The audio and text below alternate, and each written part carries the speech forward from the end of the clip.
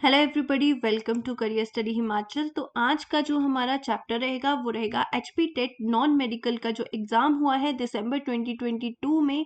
तो वहीं से हम जीके का सेक्शन जो है उसके क्वेश्चंस जो हैं वो डिस्कस करेंगे। ये बहुत ही हेल्पफुल रहने वाला है अगर आपको अपना स्कोर चेक करना है, और साथ ही साथ अगर आप चाहते हैं कि यहाँ पे आपको ये श्योरिटी हो जाए कि किस तरह के क्वेश्चंस जो हैं वो एचपी टेट एग्ज़ाम में पूछे जाते हैं, तो दोनों ही तरह से हम चीज़ें जो हैं वो देख लेंगे।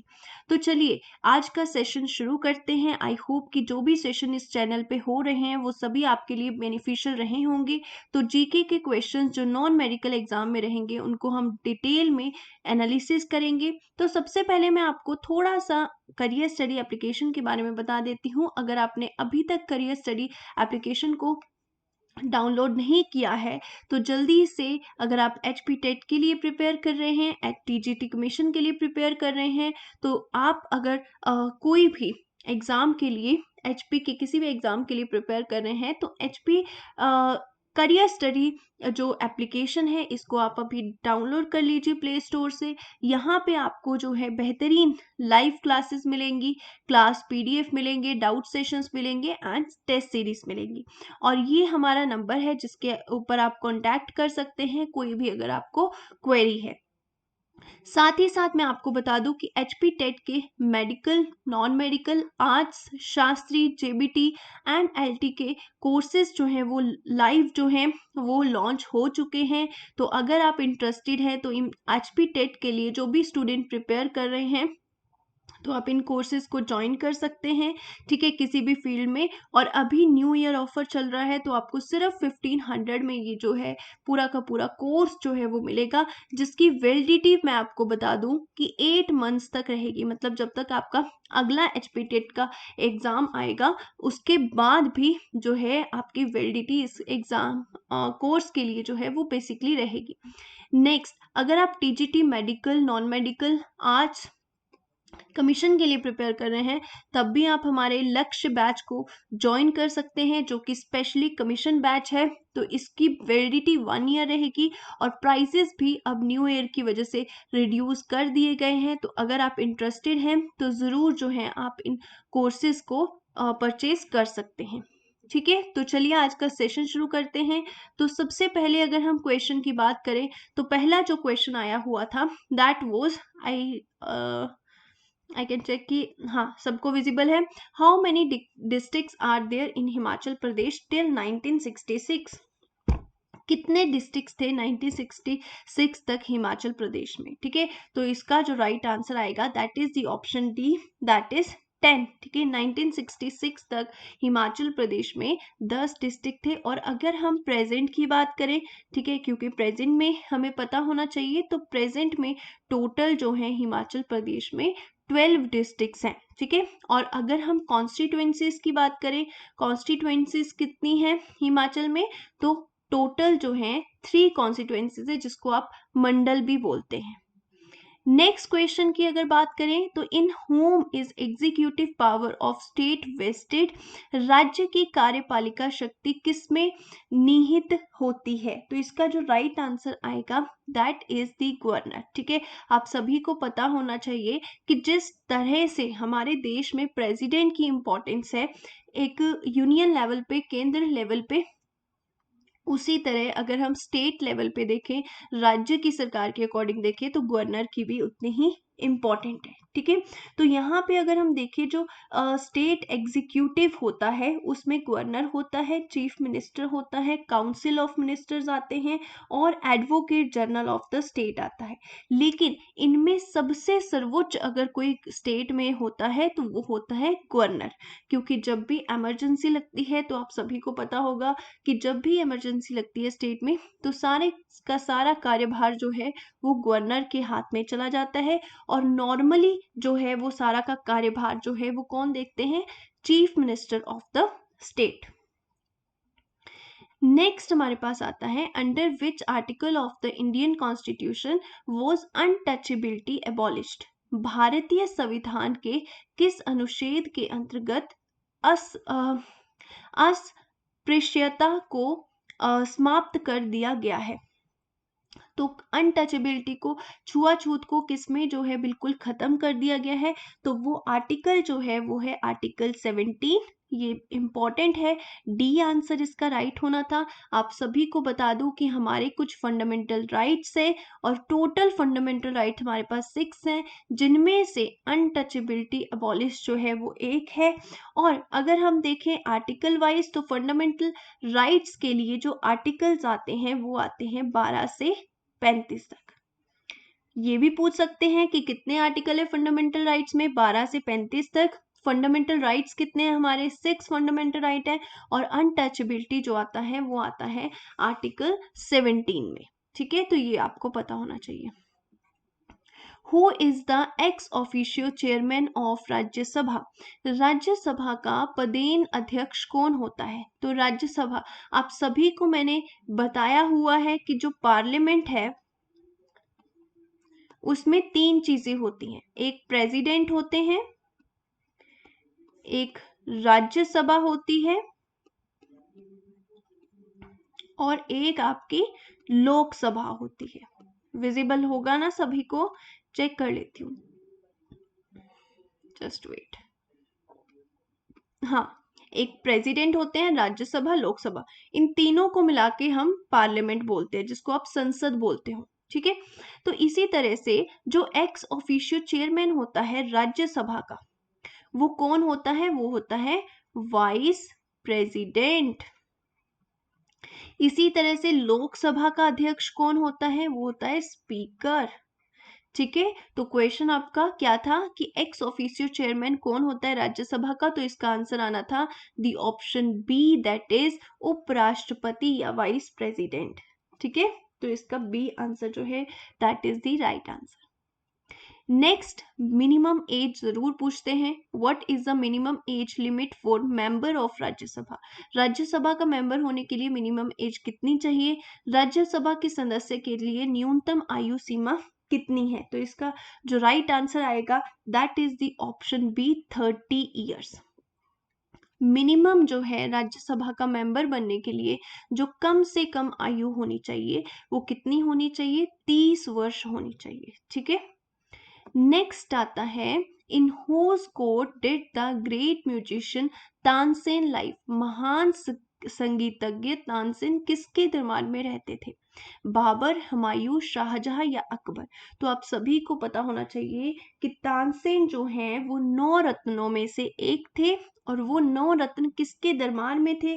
तो ये भी इंपॉर्टेंट है, तो वो थे अकबर के दरबार में। अकबर के दरबार में अलग अलग चीजों में जो माहिर, जो निपुण या बहुत ज्यादा कारीगर, या जिसको बोलते हैं ना एक अपनी फील्ड का मास्टर, ठीक है, तो उस तरह से 9 रत्न थे अकबर के दरबार में, जिनमें से तानसेन जो है वो एक थे। ठीक है, तो ये आपको पता होना चाहिए। नेक्स्ट है who among the following was not one of the leader nationalism? निम्न में से कौन उग्र राष्ट्रवाद के नेताओं में से नहीं था? तो देखिए, आप सभी को पता होना चाहिए कि लीडर नेशनलिज्म में कौन नहीं था, ये बताना है। तो जो थे वो कौन थे? सबसे पहले तो आपको पता होना चाहिए कि विपिन चंद्र पाल थे। लोकमान्य तिलक किनको बोलते हैं? बाल गंगाधर तिलक को। ठीक है, लोकमान्य तिलक जो है बाल गंगाधर तिलक को बोलते हैं। और लाला लाजपत राय, ये पाल, बाल और जो लाल थे ये तो इसमें थे, लेकिन ये जो गोपाल कृष्ण गोखले थे वो इसमें नहीं थे। तो इसका जो राइट आंसर आना है दैट इज द ऑप्शन ए। ठीक है, ए ऑप्शन राइट है। बाकी पाल, बाल और लाल जो है वो लीडर थे नेशनलिज्म के। ठीक है, और लोकमान्य, क्वेश्चन इस तरह से भी पूछ लेते कई बार, लोकमान्य तिलक जो थे वो बाल गंगाधर तिलक के नाम से ही जाने जाते हैं। नेक्स्ट पूछा हुआ था where did the traveller Ibn Battuta came from? यात्री जो है इब्न बतूता कहाँ से आया था? तो इसका जो राइट आंसर होगा that is the option A, Morocco. ये बहुत ही प्रसिद्ध ग्रेटेस्ट रहा है मेडिवल में ट्रैवलर, जिसको बोलते यात्री, बहुत ही फेमस जो है यात्री रहा है, और कहाँ का रहा है? मोरक्को का। ठीक है, A is the right answer. Which soil is suitable for growing cotton, cotton के लिए कौन सी जो है कॉटन को ग्रो करने के लिए कौन सी सोइल जो है वो सूटेबल रहती है, कपास उगाने में कौन सी मिट्टी उपयुक्त होती है, तो इसका जो राइट आंसर आएगा that is the option C, that is black soil. ठीक है, जो काली मिट्टी होती है वो सबसे अच्छी रहती है कपास की खेती करने के लिए। ठीक है, सी आंसर आएगा। From which part of the tree is cinnamon collected, दालचीनी पेड़ के किस भाग से एकत्र की जाती है। ठीक है, तो दालचीनी जो है वो हमेशा जो है वो उसके बार्क से, जिसको हम बोलते हैं शाल, ठीक है, जो पेड़ की शाल होती है वहां से जो है हम कलेक्ट करते हैं दालचीनी पेड़ के किस भाग से जो है एकत्र होती है, वो होती है उसकी शाल से, जिसको बार्क बोलते हैं इंग्लिश में। ठीक है, नेक्स्ट है what which unit is used to measure the thickness of ozone layer। आप सभी को पता है ओजोन लेयर जो है अर्थ के ऊपर है, जो हमें हानिकारक यूवी अल्ट्रावायलेट जो रेज आती हैं सन से उनसे बचाती हैं। तो अगर हम देखें कि उसकी कुछ थिकनेस होती है, ठीक है, उसकी कुछ मोटाई होती है, तो ओजोन लेयर की जो मोटाई होती है उसको किस यूनिट में मापा जाता है, तो इसका जो राइट आंसर आएगा that is the option B, that is Dobson. याद रखने वाला है, डॉब्सन यूनिट से हमेशा एक क्वेश्चन आता है, देखिए इस बार भी पूछा हुआ है। तो डॉब्सन वो यूनिट है जिसमें ओजोन लेयर की थिकनेस को मापा जाता है। और साथ ही साथ मैं आपको बता दूं कि डेसिबल जो है वो साउंड को मेजर करने के लिए यूज होता है, पास्कल जो है वो प्रेशर को मेजर करने के लिए यूज होता है, और शायद ये ऑप्शन जो है वो थोड़ा सा गलत है, यहाँ पे वेबर आना चाहिए, जो कि मैग्नेटिक फ्लक्स को मेजर करने के लिए यूज होता है। ठीक है, क्लियर। तो ये सारे यूनिट हैं, और यूनिट से हमेशा जो है वो आपका एक क्वेश्चन बनता है, तो बी इसका राइट आंसर था। Which of the following gas is essential to keep the earth surface warm, को कौन सी गैस है जो कि अर्थ सरफेस को वार्म करने के लिए जो है सहायक रहती है। तो वैसे तो बहुत सारी गैसेस है, लेकिन आपका यहाँ पे जो राइट आंसर हो सकता है वो सी हो सकता है। ठीक है, लेकिन ये थोड़ा सा डाउटफुल है, वैसे तो आंसर इसका राइट जो है वो सी ही होगा, कार्बन डाइऑक्साइड ही है, लेकिन जो है ये पूरी तरह से कंफर्म नहीं है। इसको हम आंसर की में जो ऑफिशियल आंसर की आएंगी उसमें बिल्कुल चेक करेंगे। सिर्फ यही क्वेश्चन ऐसा है, बाकी सब जो है बिल्कुल सही आंसर है। When is world Olympic day celebrated every year, विश्व ओलंपिक दिवस हर साल कब मनाया जाता है। तो जो वर्ल्ड ओलंपिक डे है वो हर साल कब मनाया जाता है, तो इसका जो राइट आंसर रहेगा दैट इज द ऑप्शन ए, 23 जून को मनाया जाता है। सभी को पता है ओलंपिक जो है वो बहुत ही बड़ा एक स्पोर्ट्स इवेंट है, जिसमें खेलें करवाई जाती हैं, अलग अलग कंट्री से प्लेयर्स जाते हैं और ओलंपिक खेलें जो है वो करवाई जाती हैं। तो ओलंपिक डे जो है वो 23 जून को मनाया जाता है। रॉकेट साइंटिस्ट है नाम्बी नारायण, जिनके ऊपर एक मूवी भी बनी है, was awarded with which award. Rocket scientist Nabi Narayan को किस पुरस्कार से सम्मानित किया गया। तो जो नाबी नारायण है उनको किस पुरस्कार से सम्मानित किया गया था, तो इसका जो राइट आंसर आएगा दैट इज पद्म भूषण। ठीक है, तो पद्म भूषण से इनको सम्मानित किया गया इन द ईयर 2019। ठीक है, सी इसका राइट आंसर आएगा। और अभी जो है हाल ही में रॉकेट मूवी भी बनी है इनके ऊपर, ठीक है, इनकी पूरी लाइफ जर्नी बायोग्राफी के ऊपर बनाई गई है, तो बहुत ही अच्छी मूवी है, वो भी आप देख सकते हैं। Under which article of presidential election is held in India. ठीक है, भारत के राष्ट्रपति का चुनाव किस अनुच्छेद के तहत होता है। तो प्रेसिडेंशियल इलेक्शन जो है, ठीक है, किस आर्टिकल के अधीन होता है, तो वो आर्टिकल जो है that right answer is the option A, article 55 जो होता है उसमें लिखा है कि भारत के जो राष्ट्रपति होंगे उनका चुनाव जो है वो किस तरह से किया जाएगा। ठीक है, तो आप सभी को पता है कि अलग अलग आर्टिकल में अलग अलग चीजें जो है वो लिखी हुई हैं संविधान में, तो इसी तरह से आर्टिकल 55 में प्रेसिडेंशियल इलेक्शन के बारे में लिखा हुआ है। नेक्स्ट है how many members are there in the Commonwealth countries. Commonwealth जो कंट्रीज होती हैं उसमें कितने मेंबर हैं, तो इसका जो राइट आंसर आएगा that is the option A 54। ठीक है, राष्ट्र जो मंडल है उसमें कितने देश आते हैं, 54 कॉमनवेल्थ कंट्रीज। और आप सभी को बता दूं कि ये जो कॉमनवेल्थ कंट्रीज हैं ये उन कंट्रीज का समूह है जो कभी ना कभी जो है पास्ट में जो भूतकाल रहा है, पास्ट टाइम रहा है, बीता हुआ टाइम रहा है, उसमें कभी ना कभी ब्रिटिशर्स के अंडर इन्होंने काम किया है, या फिर ब्रिटिशर्स का जिन कंट्रीज के ऊपर राज रहा है, जैसे इंडिया, इंडिया के ऊपर भी ब्रिटिशर्स ने राज किया है, ऑस्ट्रेलिया के ऊपर भी किया है। तो ये कॉमनवेल्थ जो कंट्रीज हैं ये वो कंट्रीज हैं जिनके ऊपर कभी ना कभी ब्रिटिशर्स ने राज किया है। Which state connects the South China Sea and Andaman Sea. कौन सा जल डमरू मध्य दक्षिण चीन सागर और अंडमान सागर को जोड़ता है। ठीक है, तो ये आपको पता होना चाहिए। तो इसका जो राइट आंसर आएगा that is the option A strait of Malacca. जो स्टेट ऑफ मलाक्का है ये जोड़ता है South China Sea and Andaman Sea को। ठीक है, स्टेट से भी हमेशा क्वेश्चन जो है वो जरूर पूछा जाता है, तो इनके बारे में भी आपको जो पूरा पता होना चाहिए। ठीक है, how many mandals are there in Rigveda. Rigveda में टोटल कितने मंडल हैं, तो इसका जो राइट आंसर होगा दैट इज 10। ऋग्वेद में कुल 10 जो है वो मंडल हैं। Who was the first female captain of Azad Hind सेना। आजाद हिंद सेना की पहली भारतीय कप्तान कौन सी थी, तो इसका जो राइट आंसर आएगा that is the option A Lakshmi Sahgal. Lakshmi Sahgal officer थी इंडियन नेवी आर्मी में। ठीक है, और वही जो है आजाद हिंद सेना की पहली भारतीय महिला कैप्टन बनी थी। ठीक है, बहुत ही इंपॉर्टेंट नेम है ये।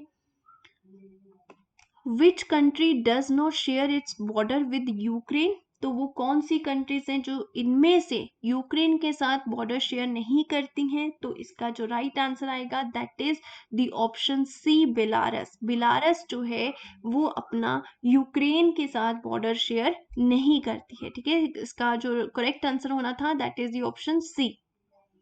नेक्स्ट है who led the East India Company in the battle of Plassey.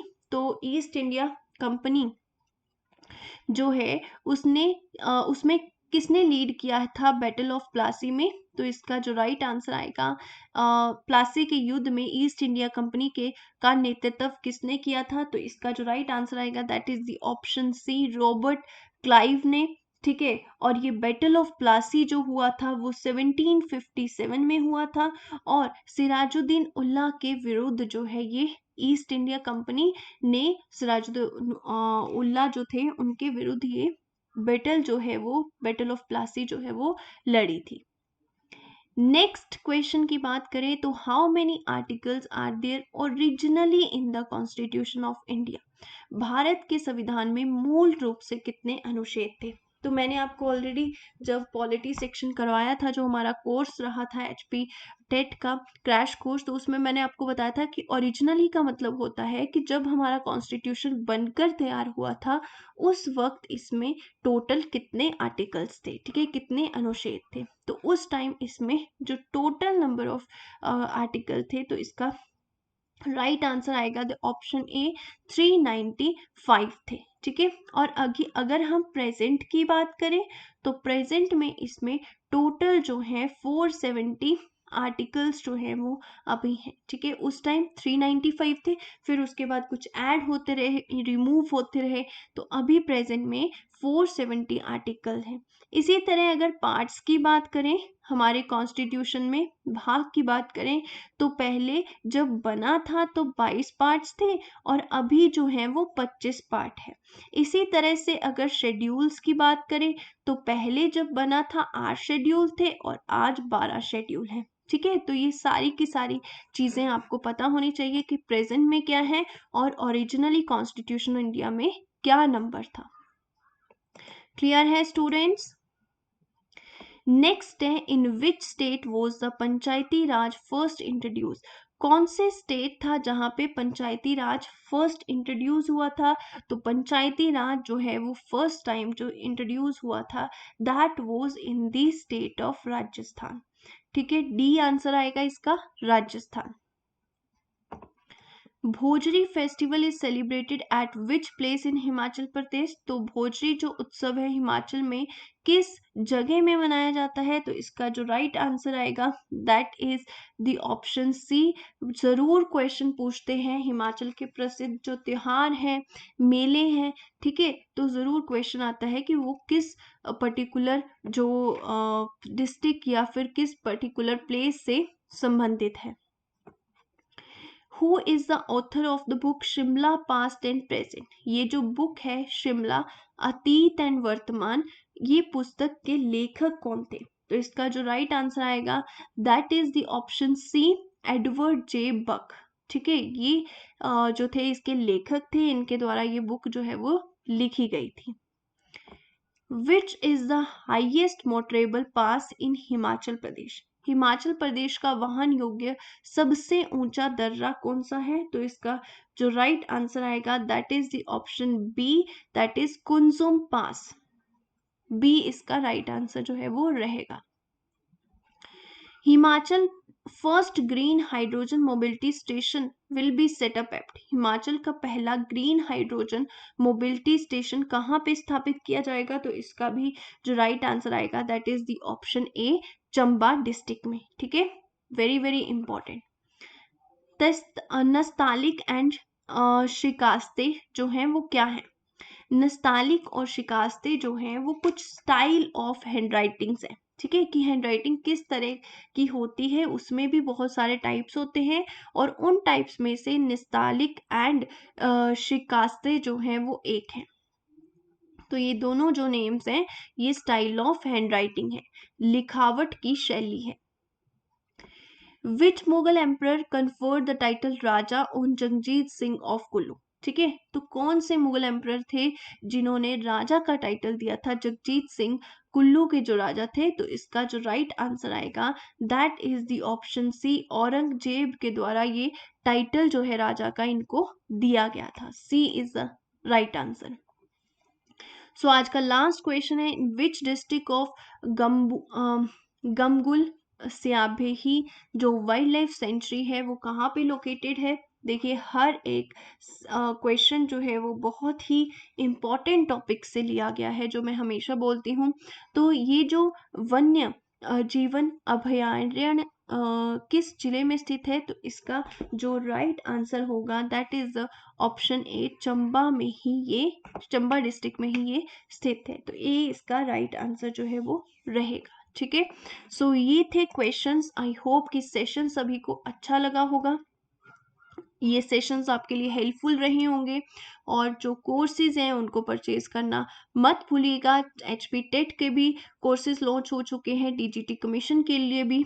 तो जल्दी से करियर स्टडी एप्लीकेशन को डाउनलोड कीजिए प्ले स्टोर से, और कोर्सेज को जो है एनरोल कर लीजिए। Thank you so much and have a very nice day.